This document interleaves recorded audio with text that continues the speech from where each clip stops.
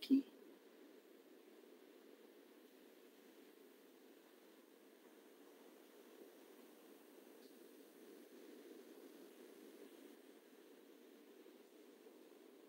Can you see the slides? Yes. Hello? Kita naman, no? Okay, so let's go to lithiasis. When you say lith means stone. So stone formation ito. Pag nephrolithiasis, may stone sa kidney, nephro is kidney. Ureterolithiasis is bato sa ureter. Ito yung ureter. Ito yung ureter, di ba? Ureter. This is your bladder. Yung dalawang nakaganon. Papunta sa kidney. Ureter yan eh. Uretero, ito yun. Ureterolithiasis. Basta lithiasis, bato. Cystolithiasis is bato in the bladder. Ito, yun. Okay?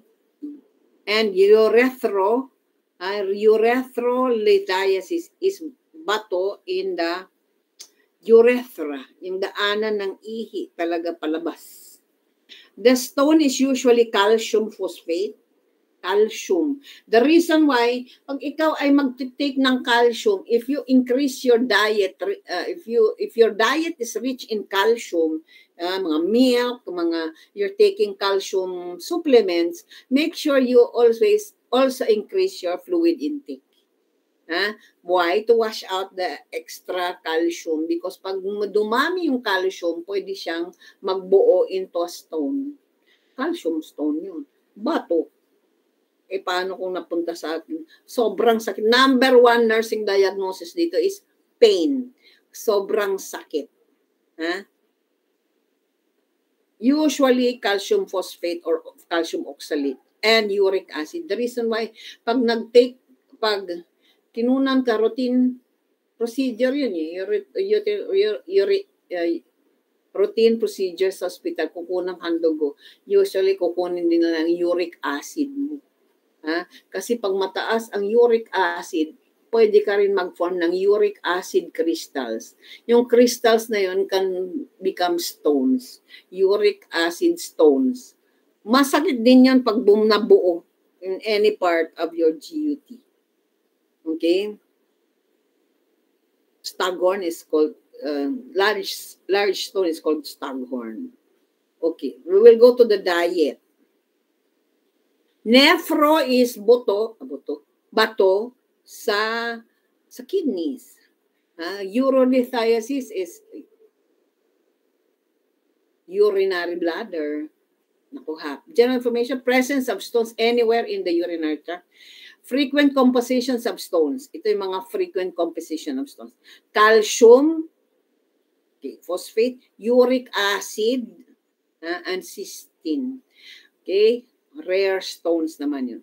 Most often, okay lang sana ang diamond ang nandun kaso, hindi Most often occurs in men aged 20 to 25 years, more common during the summer. Why? Bakit summer? Because during summer, dehydrated tayo, di ba? Wala tayong tubig sa katawan. So, malakas ang risk factor na mag-form ng stones pag mainit ang panahon. Ano mga predisposing factors? Bakit nagkakaroon ka ng stones sa katawan? Number 1, diet.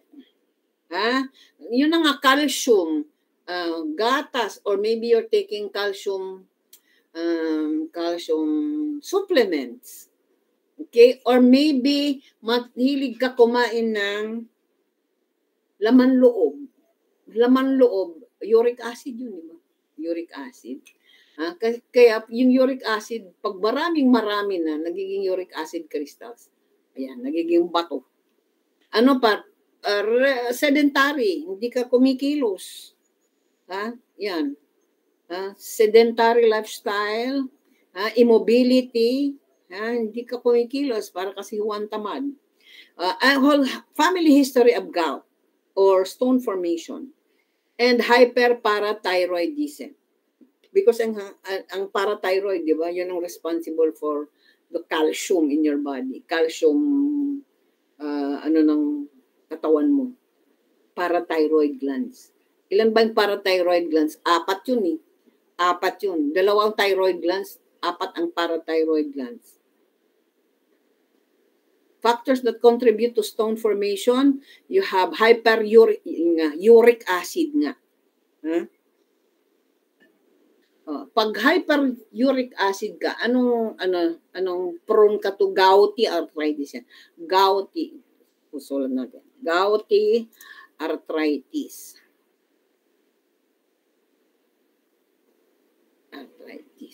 Hypercalcium na naman, because mataas ang parathyroid mo.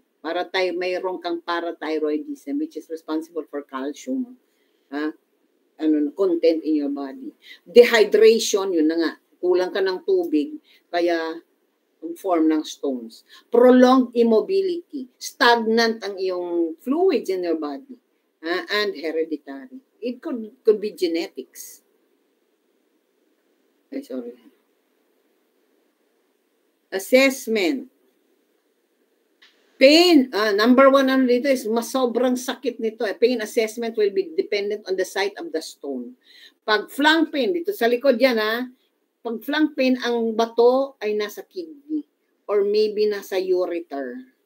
Ureter. Yung dalaw, ito yung ureter. Yan. Pag groin pain, groin, singit. Pag singit ang pain, ibig sabihin nun, ureter. Ito kasi papunta kasi mula dito kasi yung ureter. Watch out for obstruction bladder. Descending stone may scratch the membranes. Kasi bato yan eh. So habang bumababa, in-scratch niya yung dinadaanan niya. Kaya sakit, sobrang sakit. Irritating the membrane leading to inflammation. Bleeding may also occur. Adhesions may follow after healing. Nagkadikit-dikit na. Okay. So, clinical findings, sobrang sakit, abdominal pain or flank pain. Flank pain is likod tandaan. Renal colic, severe pain in the kidney area, radiating down the flank to the pubic area. Tapos, hematuria, may dugo sa ihi. Frequency yung urination, urgency, nausea, history of prior associated health problems. Okay, may gout, ibig sabihin, pag may gout ka, mataas ang uric acid mo, crystals. Mayroon kang parathyroidism because ang parathyroid hormone is responsible for your calcium sa katawan, regulation sa katawan mo. Ngayon, kung mayroon kang parathyroidism, prone ka mayroon kang madaming calcium sa katawan. Immobility because, immobile ka ibig sabihin, stationary ka Dehydration kasi kulang ka ng tubig. Okay. Diaphoresis, clinical findings, diaphoresis. Okay. Excessive sweating, namumutla, grimacing, nangmimilipit sa sakit, could lead to vomiting and pyuria is nana sa ihi kung mayroon ng infection. Yan, yung mga bato. Calculi is bato. Various sites of calculi formation in the urinary tract. Urolithiasis. This is your ureter, di ba? Ureter. Bowman's capsule to the bladder.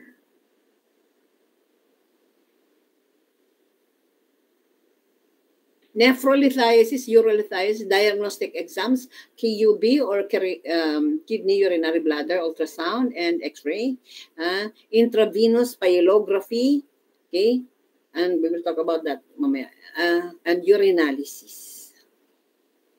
Nephrolithiasis, urolithiasis, sobrang sakit. So, kailangan ng tanggalin yung bato. Pwedeng surgery, percutaneous nephrostomy. The tube is inserted through the skin and underlying tissue into the kidney to remove the calculi. Pwedeng percutaneous nephrolithotomy. Delivers waves through a probe placed on the calculus. Pwedeng ito. But the most, Ito yun. Yan, kinukuha. Optical lens, kinukuha yung bato. That is lithotripsy. A nephroscope is inserted through the skin into the kidney. Ultrasonic waves disintegrate the stones that are then removed by suction and irrigation. Okay. Ano pa? Ito yung pinaka-ano eh. Kasi walang ano to eh. Walang operation. Walang surgery. This is your ESWL. Ito yung shockwave. Sinasabi. Extra, labas ng katawan, shockwave, lido, tandaan, lido is bato, tripsy. Ha? Tripsy means disintegrate. Okay? So, ganito yung nangyari. Okay, ha? The client is placed in water. Ito yun siya. Oh. Water. Nakalubog siya sa tubig, di ba? Okay. The client is placed in water and exposed to shock waves. Hindi naman kuryente, kundi waves. Shock. Sinashock yung kidneys para mapulverize yung bato. Ha? ESWN. Extra, labas. Extra corporeal shockwave lithotripsy. Yan. Client is placed in water and exposed to shock waves that disintegrate the stone so that they can be passed sa urine para iihi niya. Okay? This procedure is non-invasive. Kasi gaganunin lang siya. Okay. Pain management kasi sobrang sakit ito eh. Pain management is morphine. This is an opioid. Parang pinakamataas. Okay? And meperidine, hydrochloride, or your Demerol.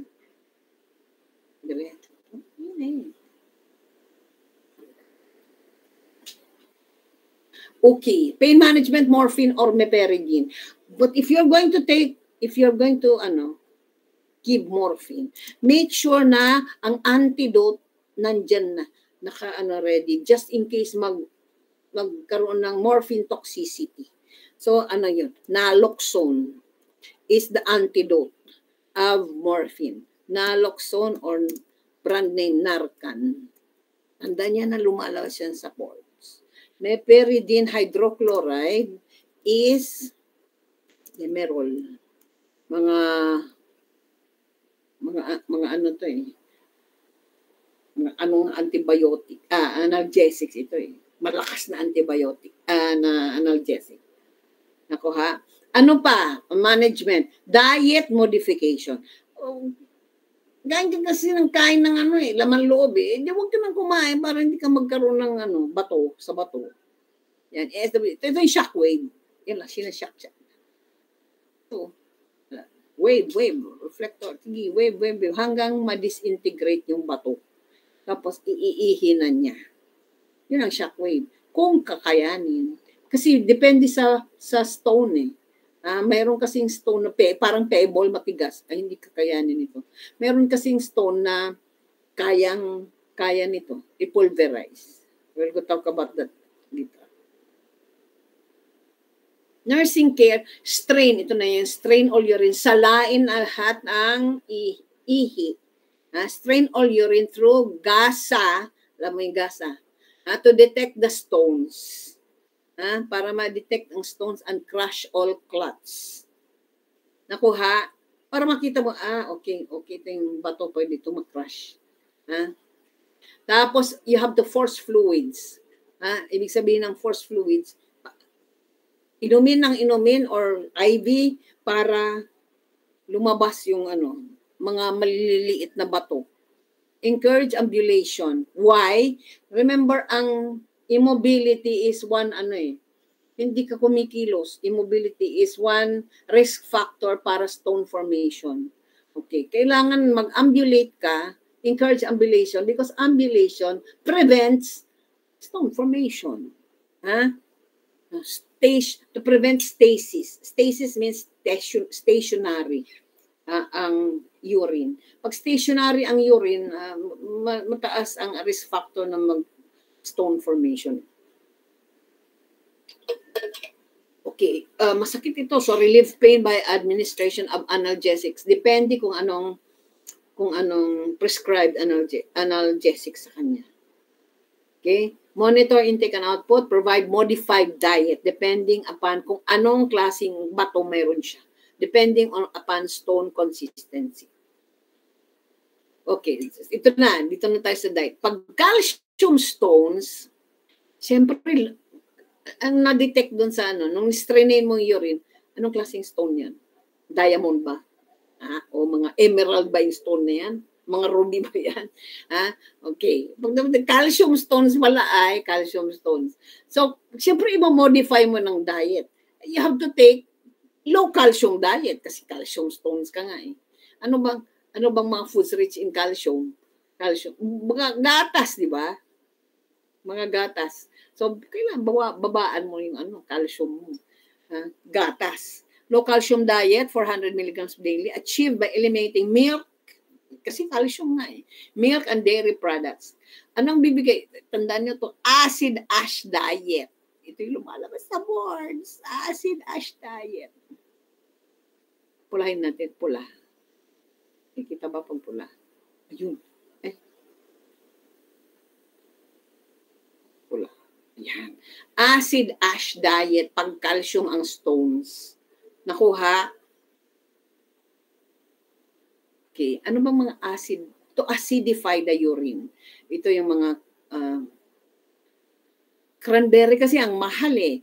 Ano na lang, buko juice. Buko juice. Very good. Ayan. Acid ash diet yan. Eggs, poultry, fish, grapes, whole grains. Take vitamins A, C, folic acid supplements, and riboflavin. Vitamin B2. Vitamin B complex. B2 to eh. Ito naman. Kung ito ang stone, oxalate. Medyo mataas na ang nito eh. Medyo tigas. Oxalate stones. Avoid excess intake of foods or fluids high in oxalate. Ano ba yung mga Ano mga foods na high in oxalate? Ito. Tsaa, tsokolate, rhubarb, mga vegetables yan, rhubarb, spinach, very high in oxalate. So, kailangan mo ng alkaline ash diet pag ang bato sa bato mo ay oxalate. Tandaan nyo to kasi ito yung nasa exam nyo ito eh. Ito yung nasa exam nyo talaga. Ang mga acid ash diet at saka alkaline ash diet. Ano ba yung mga alkaline ash diet? Ito yun. Milk, vegetables. Okay? Hindi ka naman calcium stones, di ba? Oxalate ka naman. So, pwedeng milk. Ayan, vegetables, fruits except prunes, cranberries, and plums. Because, yun iti-take mo pag mayroon kang calcium stones. Ito naman, calcium stones, may oxalate stones, meron naman ng uric acid stones naman. Ang uric acid stones ay end product ng purine. Yung purine, product of urine. Ang mga pagkain na rich in purine ay liver, number 1. Basta mga offals ang tawag diyan. Offals. Offals is internal organs. Ay, mataas ang uric acid niya. Nakuha. Siyempre, pag may uric acid zone ka, huwag ka nang kakain nun. I-modify mo yung diet mo. Reduce foods high in purine. Liver, brains, yung internal organs talaga yan. Venison is meat yan ng deer. Deer meat. Mataas shellfish, mataas ang uric acid. Gravy, toyo, suka, hindi suka. Toyo, mga condiments. Taas yan yung uric acid. So, kailangan mo ng alkaline ash. Pulahin natin. Pulahin. Para maalala niyo. Anong alkaline ash at saka acid ash. Cystine stones is very rare. Okay, methionine is essential amino acid from which the non-essential amino acid cysteine is formed. Limit meat, milk, eggs, cheese. Maintain alkaline ash.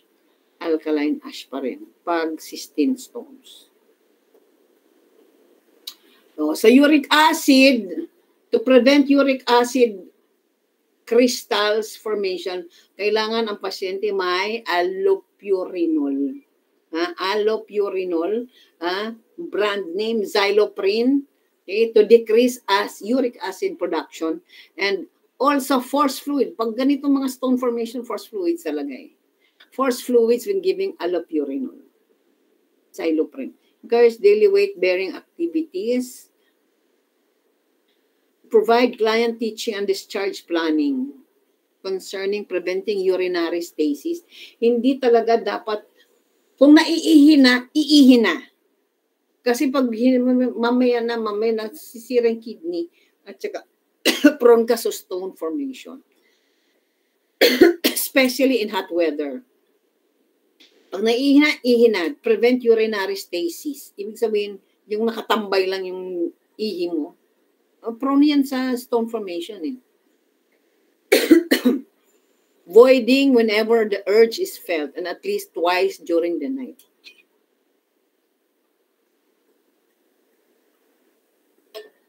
Adherence to prescribed diet. Need for routine urinalysis, diba? Urine analysis. Treat every 3 to 4 months if you are prone to formation. To stone formation. Need to recognize and report signs and symptoms of recurrence ng mga bato na naman. Okay, hematuria or blood in the urine and flank pain.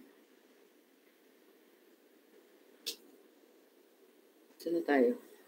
Nursing care. Provide care following a nephrolithotomy or pull. Okay, percutaneous yung change dressing frequently during operasyon to eh. First 24 hours after a nephrolithotomy. Maintain patency of ureteral catheter as well as urethral catheter to prevent hydronephrosis. Encourage use of incentive spirometry. Well, spirometry in the sense that galing kang opera. So, yun na nga. Titingnan yung reserve mo na air sa lungs mo. Kaya incentive spirometry. Tapos, ayun na ang sinasabi ko sa inyo. Palaging, after an operation, always coughing and deep breathing exercises. Para saan yan? To prevent, for lung expansion and also to prevent atelectasis. Atelectasis is collapse ng lungs. Para hindi mag-collapse yung lungs. Let's go to pyelonephritis. Pyelo. Inflammation of the kidney. Commonly caused by bacterial invasion. Nephritis. Itis eh. So, infection. Infection or inflation. Inflammation of the renal pelvis and parenchyma. Acute infection usually ascends. Usually, ang infection usually umaakyat. Kaya nga pag nag-UTI kayo, kailangan mawala yung bacteria na yun sa urinary tract. Kasi pwede siyang umakyat doon sa ureter, pamunta sa kidney. Pag infected na yung kidney, baka mag-renal failure pa. Dahil lang hindi nyo trinit yung UTI. Kaya pag UTI, medyo masakit lang pag umiihi, di ba? Kaya kapag nag-chills ka na at infected ka na, nako, pyelonephritis na yun. Infected na pati yung kidneys mo. Umakyat na yung ascending infection na. Okay? Can progress to bacteremia. Ayan na. Bacteria na sa buong blood. May septicemia ka na. Assessment, fever, and chills. Ayun na. Pag nag-chills ka na talaga at naglagnat ka na, nandun na sa kidney yun. UTI may lagnat, pero hindi ka nag-chills. Wala pang chills. Parang, sige, antibiotics and also, increase fluid intake para to flush out the bacteria. Pero nag-chill ka na, nandun na sa kidneys yun. Makyat na. Prevention, no sayang vomiting, frequency and urgency. Chronic infection, major cause is ureterovesical reflux. Result of recurrent infections is eventual parenchymal deterioration and possible renal failure. The reason why, pag may UTI ka, treat the UTI na. Para hindi na tumaas, mag-ascend yung infection sa ureter papuntang kidney. Mas mahirap. Diba? UTI. We talked about UTI na sa pero I will talk about it again. Na pagkatapos mag-sexual contact, kailangan hugasan ang pepe. Umasa ng pepe para yung may, alam mo, marang matanggal yung bakterya. Ako nga tapos, inom ng tubig para wash out whatever bacteria yung pumasok sa loob ng katawan.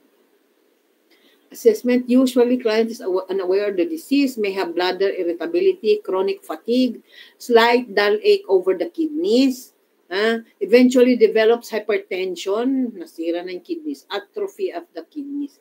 Azotemia is retention of excessive amounts of nitrogenous compounds in the blood. Azotemia, tanda na, kasi infected na siya. This toxic condition is caused by failure of the kidneys to remove urea. Urea from the blood and is characteristic of uremia.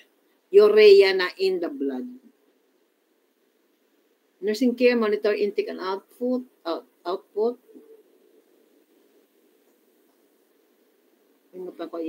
Encourage adequate rest, pyelonephritis. Administer antibiotics, analgesics as for antibiotics to kasi itis. Analgesics for pain, support client and significant others and explain the possibility of dialysis. Kasi nag-renal failure na eh. Kasi hindi ka nag-ugas ng pepe mo pagkatapos ng kung ano-ano. Okay? Transplant, tapos may kailangan mo pa ng kidney transplant. Mag-start lang sa UTI. Hindi mo kasi inano yung UTI. Inayos. Okay, provide client teaching and discharge planning, medication regimen, and diet. High calorie and low protein pag mayroon kang pyelonephritis. Ito tumatin eh.